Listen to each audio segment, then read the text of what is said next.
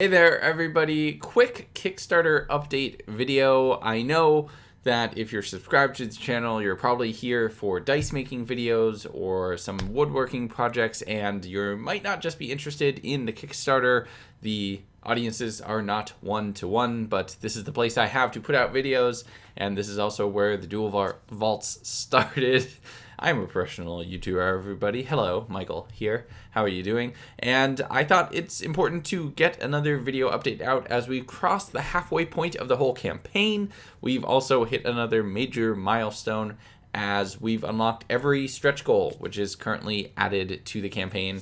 And I think that means we've unlocked every stretch goal that will exist on this campaign. I don't want to overpromise and make it harder and harder to deliver on the product that people initially backed for. They backed to get these things, the dice vaults, and probably some of the Kickstarter exclusive dice inside, and that is what the main focus needs to be at. And adding additional bells and whistles and more dice and other things, or a live stream or anything else like that, would be a lot, and a lot of overhead that might not be what people want out of this campaign.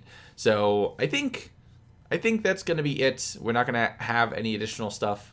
Maybe, just maybe, we might do something special if we happen to get over 10,000 subscribers. Not 10,000 subscribers, I'm thinking in YouTube terms. Over $10,000 for the Kickstarter campaign, which is, at the time of recording, about $2,700 away for the next 13 days, because I'm recording this at about 10:30 at night on a Sunday. Maybe if we hit that, it could something could happen. I haven't added a banner for it because I've emailed some other people, because this is something that is not just on me to make this happen. It requires a couple different things from a couple different people, all falling in place in just the right order to make sure it's guaranteed. And until that is all in place, I'm not adding anything. But if I can get over 10K, that might encourage pushing everything through or finding ways to expedite the process, that we could add something, just a small little additional nice to have to the end of this campaign.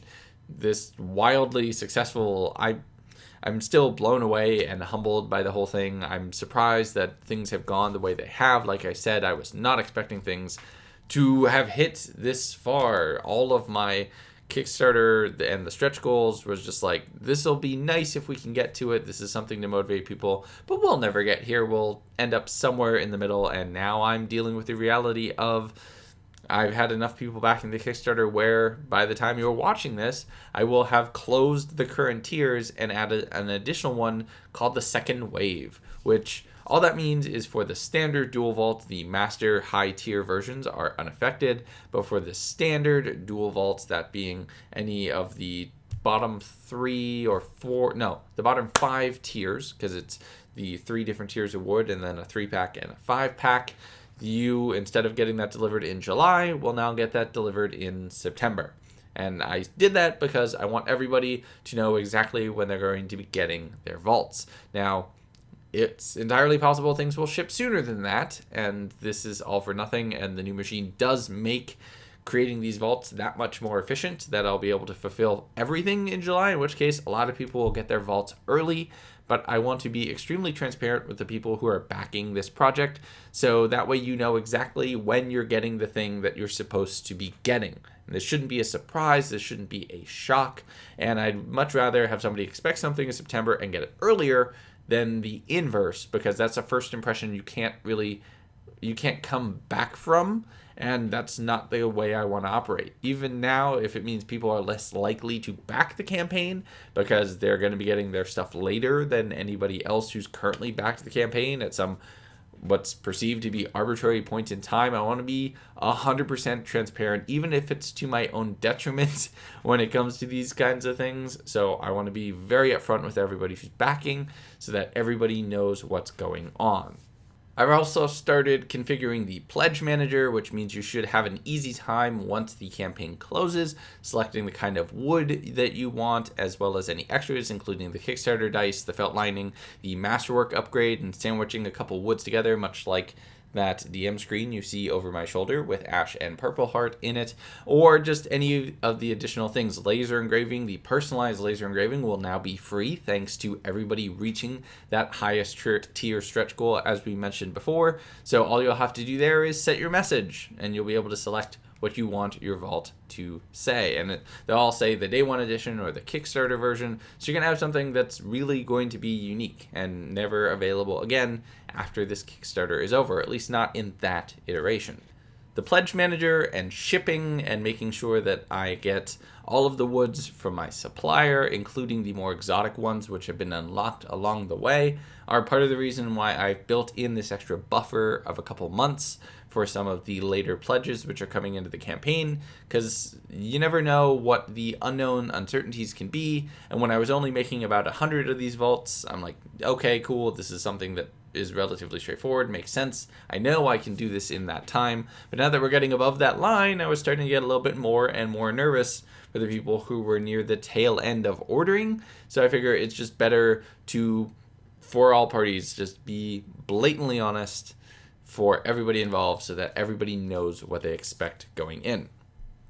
And I think that's pretty much it. That's like the major update for Kickstarter. As far as channel stuff, like I said, I have a couple build videos in progress. I know some of you probably want more build stuff instead of just me talking to a camera about a Kickstarter that you might not be interested in. I apologize. I hope you'll indulge me for just a couple more weeks as we get these Kickstarter updates going through, but I do have build videos in progress. I have one for the healing potions that I make, which are over that shoulder, I think. Yeah, there's a whole bunch of them back there, as well as newer molds and new mold making and finishing technique, which I've been using, which has rapidly sped up my process and led to much more clearer, cleaner dice than I've been using even in the last video that I've made. It's a constant iterative process, so I'm just getting better and better with my molds.